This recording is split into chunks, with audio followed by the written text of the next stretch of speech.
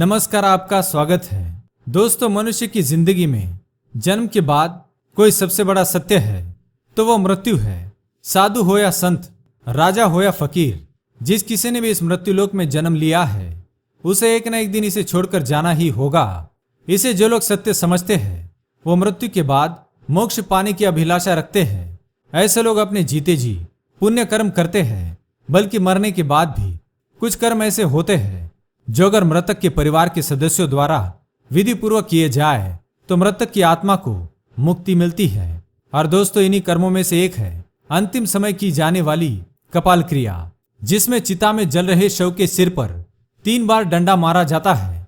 लेकिन क्या आप जानते हैं कि ऐसा क्यों किया जाता है और चिता में शव के सिर पर डंडा मारने का हमारे ग्रंथों में क्या महत्व बताया गया है, यह आज हम जानने वाले हैं। तो चलिए दोस्तों, जान लेते हैं। पर उससे पहले अगर आपने चैनल को सब्सक्राइब नहीं किया है तो इसे सब्सक्राइब कर लीजिए, साथ ही वीडियो को लाइक करना ना भूलें। दोस्तों, गरुड़ पुराण के धर्म कांड में मृत्यु के बाद किए जाने वाले कर्मों से जुड़ी बहुत सी मान्यताओं का वर्णन किया गया है। इसी अध्याय में शव के कपाल पर प्रहार करने की प्रक्रिया से जुड़ी विभिन्न धार्मिक तथ्यों का व्याख्यान भी किया गया है। गरुड़ पुराण में मनुष्य के अंतिम संस्कार को लेकर एक निश्चित विधि विधान का वर्णन मिलता है, जिसका पालन हिंदू धर्म के किसी भी व्यक्ति के अंतिम संस्कार के समय होता ही है। गरुड़ पुराण के अनुसार मृत्यु के पश्चात अंतिम संस्कार के समय शव को मुखाग्नि देने के बाद बांस के डंडे पर एक लोटा बांधकर शव के सिर पर घी डाला जाता है। और ऐसा इसलिए किया जाता है ताकि अग्निदाह के समय शव का सिर अच्छे से जल सके। इसके पीछे का एक कारण यह भी है कि मनुष्य की सिर की हड्डी बाकी अंगों की अपेक्षा ज्यादा मजबूत होती है, इसलिए उसे अच्छे से अग्नि में नष्ट करने के उद्देश्य ही शव की खोपड़ी पर घी डाला जाता है। शव की खोपड़ी को नष्ट करने का कारण गरुड़ पुराण में यह बताया गया है कि यदि शव की खोपड़ी अग्निदाह के पश्चात अर्ध जली रह जाती है तो वह मृतक के अगले जन्म में उसका विकास पूर्ण रूप से नहीं हो पाता है और वह व्यक्ति अविकसित ही रह जाता है। इसके अलावा एक धारणा यह भी है कि अगर कपाल क्रिया नहीं की जाए तो मृतक के प्राण पूर्ण रूप से स्वतंत्र नहीं होते और उसके नए जन्म के मार्ग में बाधाएं उत्पन्न होती है। इसलिए शव के परिवार द्वारा अंतिम संस्कार की किसी भी प्रक्रिया को अपूरा छोड़ा नहीं जाता।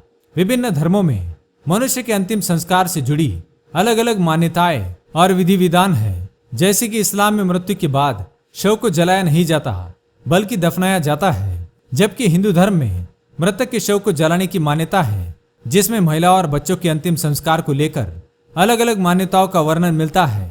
दोस्तों, प्रचलित मान्यताओं के अनुसार सिर में ब्रह्मदेव का वास होता है, इसलिए शरीर को पूर्ण रूप से मुक्ति प्रदान करने के लिए कपाल क्रिया की जाती है, जिसके लिए मस्तिष्क में स्थित ब्रह्मरेंद्र नाड़ी को पूर्ण रूप से विलीन होना आवश्यक है।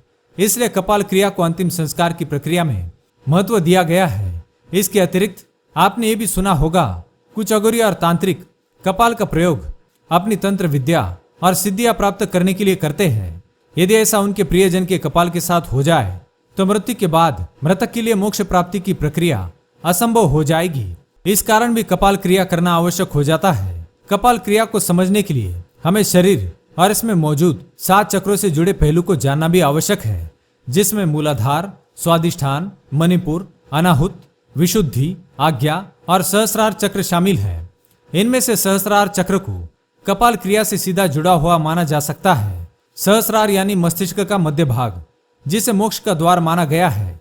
धर्मशास्त्रों के अनुसार जब मनुष्य की मृत्यु होती है तब हमारी आत्मा इसी चक्र से शरीर को छोड़ती है, जिस चक्र के आसपास हमारा संपूर्ण जीवन व्यतीत हुआ है। शास्त्रों से आत्मा के विकास को मोक्ष की प्राप्ति माना गया है। शरीर से जब आत्मा निकलती है तो वह कभी कभार मस्तिष्क को छोड़कर निकलती है।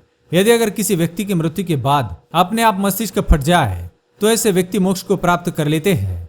तो दोस्तों, उम्मीद करता हूँ कि यह जानकारी आपको पसंद आई होगी। वीडियो पसंद आए तो लाइक करें, कमेंट में जय श्री कृष्ण अवश्य लिखें, साथ ही चैनल को सब्सक्राइब करना ना भूलें। धन्यवाद।